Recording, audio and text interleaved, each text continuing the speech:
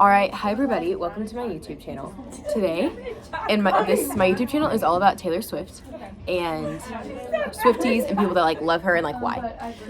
So my first question that I ask everybody on my podcast is, what era are you in right now? Personally, right now, I feel like I'm kind of in between eras, so I'd have to say just when I'm in between, I'm in my favorite era, which is folklore. So that's what I'm going to say right now. Yeah, that's Abigail's favorite album. We bond over Taylor Swift all the time. Probably the second biggest Swiftie I know, except me, obviously. Yeah. Okay.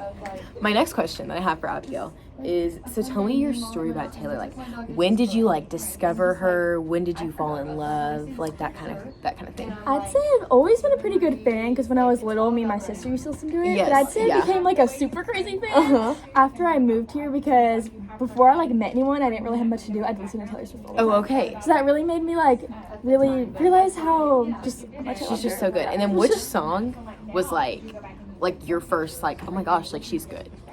My first song? Well, that was kind of like after Evermore had just came out. So I kind of started listening to Evermore first. Okay. And then I was like, wow, this is kind of good. And then like I started like going off more. Okay, interesting. So you started in a different place than most people? Yeah. Because most people it's like... Because I knew the basics. Like songs. 1989, or you know what I mean? Like I knew the basic songs, but then that was like, Evermore was when I was like, oh, like she does other type of music and it's also good. You know what I mean? Like it's not all just like shake it off. Because I hadn't really listened to like folklore yet, because I was still kind of young, like you know what I mean?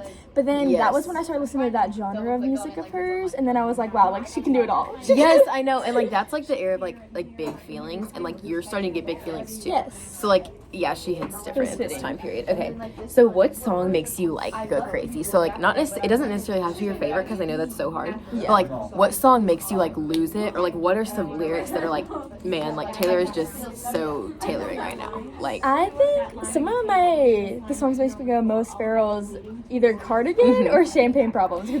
Cardigan more.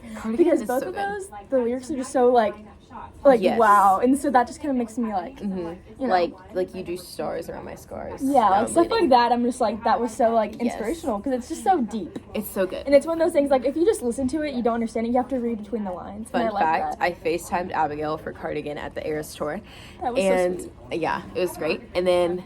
Me and Abigail also have this thing where we bond over. So we say if you don't like Taylor Swift, specifically if you don't like Folklore and Evermore, you're just not smart enough to understand it. It's not your fault. And that's like why I like those albums the best, because it's one of those just like only like the real Swifties like them. You know what I mean? Because they're so like deep. Like you have to like actually listen to it and like want to understand. And then you just like make connections like a puzzle. And it just makes you realize how smart Taylor Swift is. Yes, like you're like, man, like she's not just dumb blonde. She's very intelligent. Okay, so what do you feel like you have in common with Taylor? I think me and Taylor live the same lives because all of her songs are so similar to mine, to my life, and they all just really fit me. And yeah, no, that's good. I just really also relate how she has so many different eras in her life, because I too feel like I change a lot. Yeah, like there's like each like phase of my life I can put like a Taylor Swift era with it. I feel like. No, yeah. So I definitely relate. Because I feel like we wouldn't like love her if she wasn't so relatable. Yeah, exactly. Like, she's and so I like how in every single mood, like there's a song for every mood. You know what I mean? Like you could be like happy, sad, like mad, like Paper Rings to like This Is Me Trying. Like it's very different. You know what I mean? Okay, and then what is something you would die to know? Like, what is something that you I would die to know when Speak Now, Taylor's version, is being released. That is a valid, yes. Man, yeah, you can hear the Swifties in the back.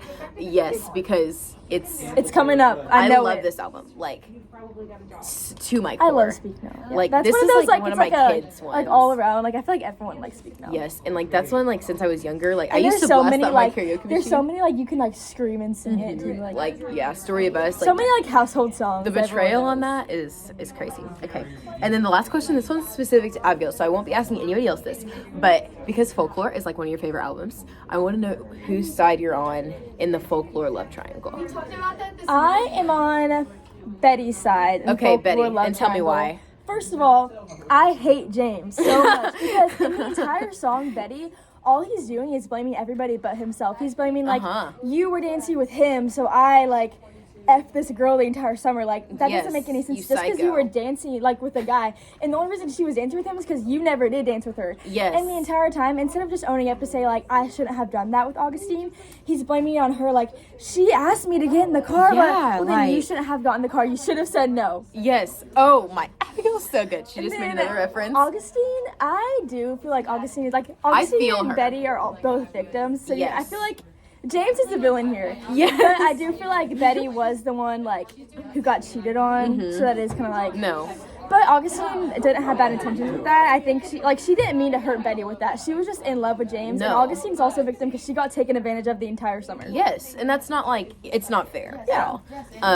I knew Abigail would have a really good answer on that because like, and it was so good. Yes. Okay, so thank you for coming to our video. Yes, thanks for having me Love on the y'all. channel. Bye. Fearless Heart.